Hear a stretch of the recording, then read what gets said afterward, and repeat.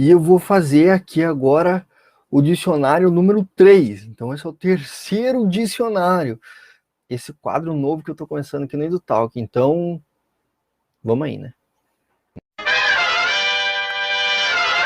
Para você que está chegando agora aí e não conhece, né? Para você que nunca viu um vídeo aqui do EduTalk, eu sou o Valdir Zera, né? Sou comunicador, sou host aqui do EduTalk. A gente tem um podcast aí. E esse é o quadro dicionário. E esse é o quadro dicionário número 3. E o que é esse quadro aqui, né? Um quadro onde eu vou tentar explicar aqui conceitos, termos, terminologia da cultura pop, né? Que quem está mais familiarizado, quem já está imerso nesse universo, conhece de cor, né? Sabe de cabeça, assim. Mas quem não é introduzido nesses assuntos, talvez tenha dúvidas, né? Ou muitas vezes a gente mesmo, que já é velho de carreira aí, né? A gente sabe o que é, mas não sabe explicar, né? Então, esse aqui que é dando definições, né, sobre termos da cultura pop, né, que é o que um dicionário faz, né, convenhamos, enfim. Mas antes de começar esse quadro aqui para valer, claro, os recados clássicos, né, não posso seguir esse vídeo sem dar os clássicos recados, né, temos o nosso site aí, indutalks.com.br, tem muito conteúdo, muita crítica, resenha, muito artigo de opinião também, onde eu explano cultura pop da maneira mais filosófica, política e crítica possível, né? Redes sociais também, @indutalks, mais fortemente no Instagram, né? Que a gente está fazendo conteúdo lá. E temos o nosso podcast aí, IndoTalk, no Spotify, Google Podcast, Deezer, onde você escuta podcast, a gente está lá. E, é claro, né? Não esquece aí de alimentar essa besta faminta do algoritmo, dando like nesse vídeo, comentando sua opinião, o que você achou. E também compartilhando e se inscrevendo e ativando o sininho, que ajuda muito, valeu? Então, vamos aí, né? Bom, como eu disse, esse é o dicionário número 3, né? Então eu vou explicar coisas. O que eu vou explicar para vocês aqui? Vou explicar hoje sobre o termo cânone, né? Então, o que é cânone? Que é um termo que quem é de algum fandom, alguma base de fãs aí, tá cansado de ouvir, fala daqui e lá, todo mundo fala, mas o que é cânone, né? Para você que está chegando agora na rodinha do Mundo Geek, o que é cânone, né? Então acho que é legal a gente começar pela etimologia da palavra. Cânone vem da palavra grega que está escrita aí na sua tela, que eu não vou saber falar, né?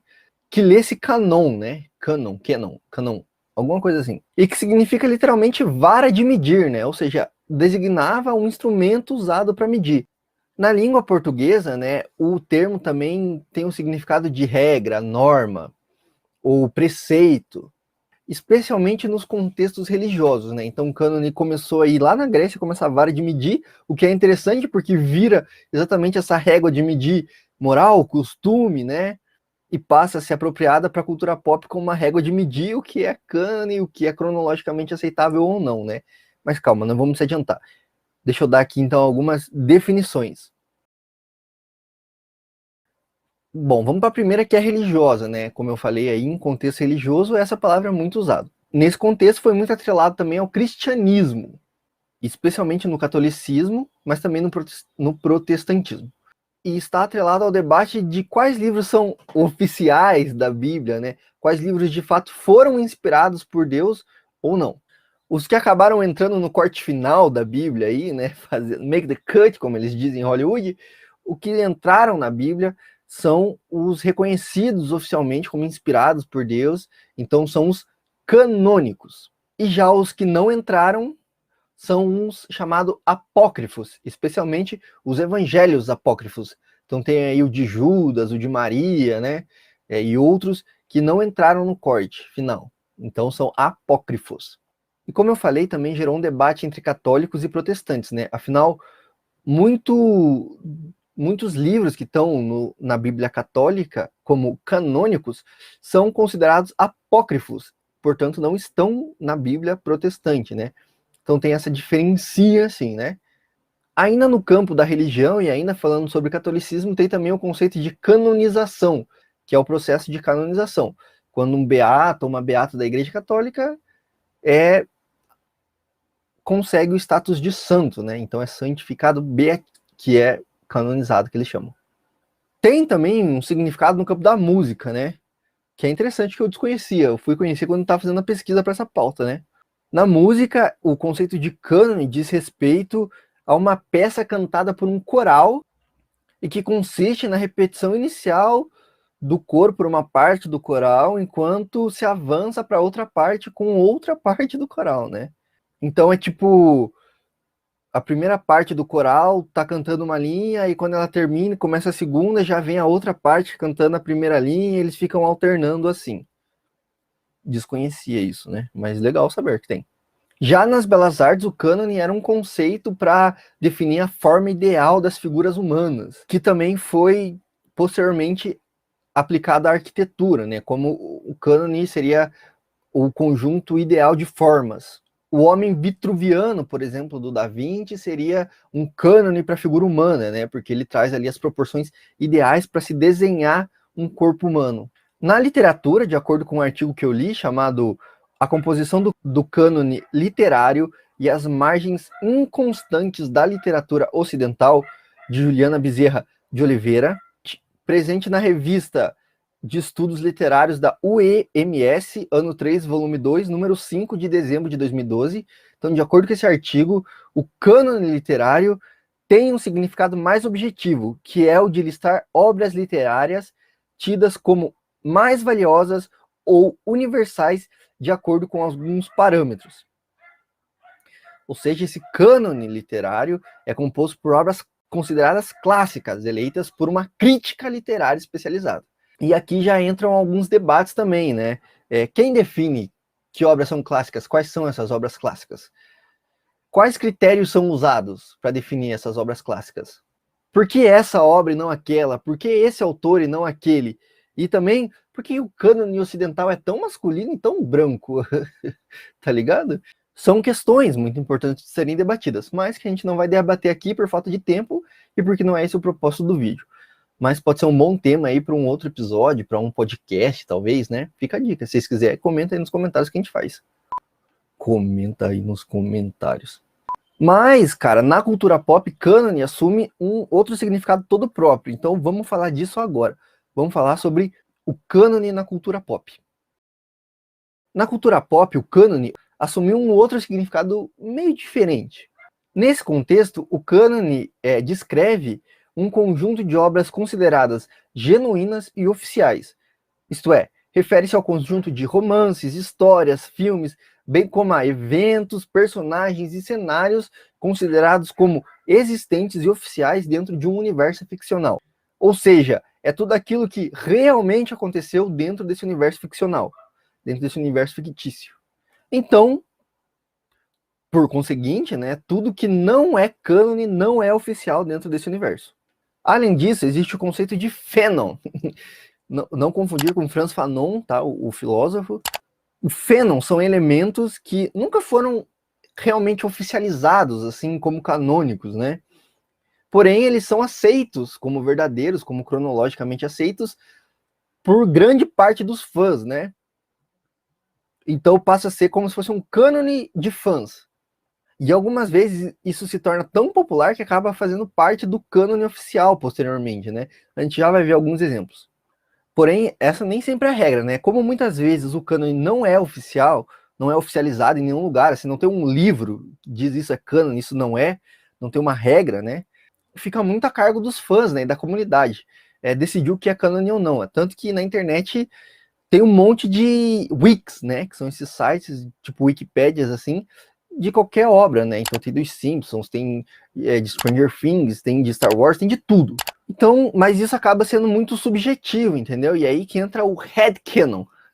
Que é isso? Que nada mais é que uma crença pessoal sobre a história que não foi demonstrada oficialmente, assim. Ou seja, algo que só acontece na cabeça dos fãs, assim. Então, você, na sua individualidade, decide o que é canon pra você, entendeu? E assim, cara, tem canon, tem fanon, tem headcanon, meu Deus, quanta coisa. Calma, eu vou deixar mais fácil, vou exemplificar, né? Então vamos para alguns exemplos. Ao que tudo indica, né, o termo cânone para descrever o que faz parte ou não de um universo ficcional parece ter surgido entre os fãs de Sherlock Holmes, né? Isso porque o Sherlock, né, criado aí pelo Sir Arthur Conan Doyle, ele ficou tão popular que ele ganhou muitas histórias, assim, nas mais diversas mídias, né? Até depois do Doyle morrer, assim, ele continuou sendo publicado, né? Às vezes por editoras, às vezes por histórias de fãs não licenciadas, assim, enfim.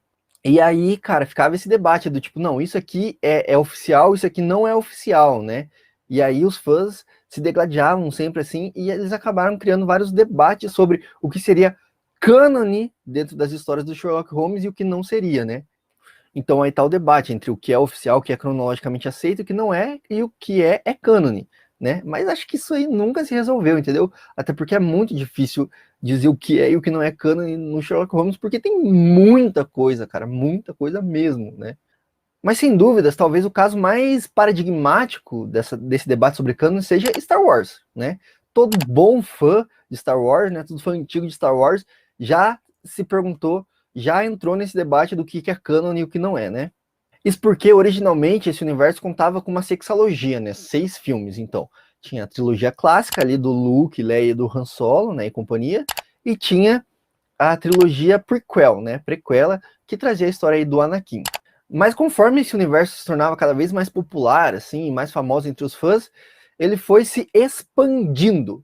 Não à toa essas obras que expandem esse universo ficaram conhecidas como universo expandido. Tinha muita coisa, tinha HQ, tinha livro, tinha filme, tinha especial de Natal, enfim. Nem todas licenciadas, nem todas oficiais. E nenhum consenso entre os fãs, entre o que era e o que não era cânone. O que você pode ver que gerou vários e vários debates, né? Até porque a fandom de Star Wars é a mais zoada, né? Eles brigam entre si, assim, cara. Aí, até que veio a Disney e colocou um novo capítulo, né? Mais linha nessa fogueira aí, porque ela comprou a Lucasfilmes, né? Que era dona dos filmes de Star Wars, né? Dos direitos de Star Wars. E a Disney comprou. E aí ela falou assim: calma, gente. Nada é cânone. Só é cânone os filmes, a sexalogia clássica e a série The Clone Wars, que, por coincidência, passava na Disney. Coincidência? Acho que não! Que é uma série que adapta ali a Guerra dos Clones, né? E é claro, né, os filmes que a própria Disney estava desenvolvendo, né? Filmes e séries como Mandaloriano que a própria Disney estava desenvolvendo e está desenvolvendo, né? Então toda a trilogia sequel, né, é cânone, Mandaloriano é cânone, mas o resto nada. E o resto, que antes era conhecido como Universo Expandido, passou a ser Star Wars Legends. E aí a Disney falou, cara, vocês fazem o que quiser com essas porra aí. Ah, é universo alternativo, é linha do tempo diferente, qualquer coisa, mas não é cânone. Outro exemplo que me é muito caro, assim, que eu gosto bastante, eu não canso de falar que eu sou decenalta, e muito por causa dessas obras aqui, são o universo animado da DC, né? O DC, que ficou conhecido aí popularmente na internet como DCAU, DC Animated Universe, que engloba todas as séries que saíram ali, todos os filmes animados também que saíram de Batman The Animated Series, né? Cara, esse universo teve muita coisa bacana, muita coisa mais ou menos também, mas muita coisa bacana. Então teve aí Batman The Animated Series, Superman The Animated Series, teve Liga da Justiça e Super Choque, que é muito bom. Mas é claro, além dessas obras clássicas, que claramente são cânone, né, a gente entende que são cânone, teve muita coisa que gera debate, assim. Teve até uma série do Teen Titans, que veio bem depois, e a galera achava por um momento que era cânone, ficava discutindo se era, se não era. Tem muita coisa que tem os mesmos traços, né, do Bruce Timm, mas não é cânone. Tem websérie, tem quadrinho, que fica muito no limbo, assim, tipo, pode ser, pode não ser. E tem coisas também que muito fã diz que é cânone, entendeu? Tipo, muito quadrinho tain que fã diz que é cânone, mas nunca foi oficializado, então é só um fandom, tá ligado? Tem muito coisa que é oficial, canônico, como Batman e Arlequina, mas os fãs ignoram e, tipo, não é cânone. No headcanon dessas pessoas não é cânone, tá ligado? E por aí vai. E é engraçado que esses conceitos de canon e fandom, eles se atravessam, assim. Então, muita coisa que não era canon, por ser um fandom muito famoso, assim, um cânone de fã muito famoso, acaba se tornando canon, né? Um exemplo clássico disso é Star Trek. A Tenente Uhura de Star Trek, que é muito importante pela representatividade também, bem legal, nos primórdios da série, ela era só tratada pelo sobrenome, assim, Uhura, Tenente Uhura, né?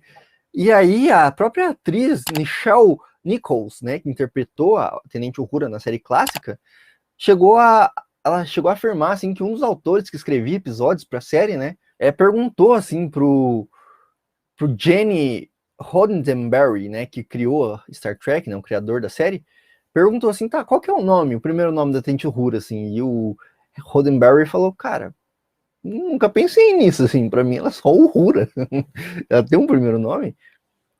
Só que entre os fãs já rolava, assim, um fandom, né, de que o primeiro nome dela seria Nyota, que foi usado pela primeira vez, publicamente, né, no livro do William Hotelsler, de 1982, chamado Star Trek II Biographies, ou seja, Star Trek 2 Biografias, né? E aí o Roddenberry falou assim, vamos usar Nyota, então, né? Ou Nyota, não sei como é que fala. E aí a atriz gostou, a produção gostou, todo mundo gostou e ficou Nyota, né? Nyota, sim. E aí o nome passou a ser Canone, né? Então ela passou a ser Tenente Nyota Uhura. E aí, tipo, ficou, entendeu? Então é uma história de como um Fënon vira Canon. E outro fênon, né, interessante de citar, vem de O Conto da Aia, né? Em The Handmaid's Tale, né, o romance clássico lá dos anos 80, o nome da protagonista nunca é mencionado, ela é sempre tratada como Offred, que é o novo nome que dão para ela após o regime, né, em Gilead, assim. Porém, né, muitos fãs fizeram uma leitura assim mais atenta, né, e notaram assim uma pista, né, de que tipo todos os outros nomes assim de outros personagens eram citados pela Offred em algum momento e depois esse mesmo nome era citado para outro personagem que teve seu nome mudado, né? Então era associado a algum outro nome alterado também, tá ligado? Menos o nome June. E aí muita gente parou e pensou assim, cara, talvez June seja o nome da Offred, né? Afinal ele não é indicado para nenhum outro personagem, assim, né? E, só que ficava no ar, né? E aí a galera começou a assumir que June era o nome da protagonista, né? O nome de batismo dela, vamos colocar assim. Isso ficou uma teoria muito famosa dos fãs, assim, tanto que a Margaret Atwood, que é a escritora, autora do romance, né, falou, galera, beleza, pode ser, entendeu? Não tá escrito lá em lugar nenhum, mas se você quiser assumir no seu headcanon que é. E aí passou a ser um consenso entre os fãs e virou fandom. Tanto que a Hulu, né, que criou a série live action agora, que tá indo pra quinta temporada, se eu não me engano, oficializou, né, deu para ela um nome de June mesmo, desde o começo da história ali, né. Lembrando que a série tem participação bem ativa da Atwood, né, então oficializou mesmo esse fandom, né, a própria autora carimbou ali, legitimou. Mas nem todo fandom vira canon, né? Nem todo fandom tá certo, assim. Antes do nome do quarto Hokage ser revelado, assim, muita gente achava que o nome dele era Arashi, que significa tempestade. E esse nome vem da interpretação dos fãs mesmo, assim. Lá na época em que o Jiraiya estava treinando o Naruto para ele aprender o jutsu de invocação, né? O Naruto tinha que assinar o contratinho lá com os sapos, né? Para fazer o jutsu de invocação. E aí foi dito, assim, que o último que tinha assinado esse contrato com os sapos foi o quarto Hokage, né? Também discípulo do Jiraiya. E aí os fãs fizeram fanzice, né? Pausaram, tiraram print, assistiram slow motion, né? Para ver onde estava o nome do quarto Kazekage ali naquele contrato, né? E chegou-se a interpretação e a tradução de Arashi, né? Que então se tornou tipo uma tradição dos fãs, assim, todo mundo assumia naquela época que o quarto Hokage chamava Arashi, tanto que muito fanfic, né, trazia ali o nome Arashi pro quarto Hokage, até que veio aí a revelação que na verdade ele se chamava Uzumaki Minato, né, e não Arashi, né, ou seja, um fandom que não vingou, né. E aí no headcanon vale tudo, né, tipo, para mim, a Liga da Justiça do Joss Whedon nunca existiu, não é canon de porcaria nenhuma, tá ligado? Muito fã aí de Star Wars também ignora o episódio 1, né? Odeio o Jar Jar Binks aí e ignora o episódio 1 e não tem George Lucas, não tem Disney que faça essa pessoa mudar de ideia que isso é canon e no headcanon dessa pessoa não é canon, tá ligado? Tá bom. Bom, mas é isso, esse vídeo ficou bem longo assim, né, tá ligado? Mas espero que você tenha curtido, né? Se você curtiu, deixa seu like, comenta, compartilha, dá aí uma sugestão de outro tema que você quer ver aqui, né? Nesse quadro dicionário, né? Não esquece também, de novo, de acompanhar nossos conteúdos em outros lugares aí, como no nosso site, www.indutalks.com.br, no Instagram, @indutalks, né? E no Spotify, o nosso Indutalk, o podcast, que tá também em outros agregadores de conteúdo. E é isso, deixa o like, comenta, compartilha, espalha esse conteúdo aí por todas as interwebs, beleza? Então é isso, pessoal. Vai aparecer outros vídeos aí para você acompanhar o nosso conteúdo, tá certo? Fica com a gente aí e um abraço e até a próxima!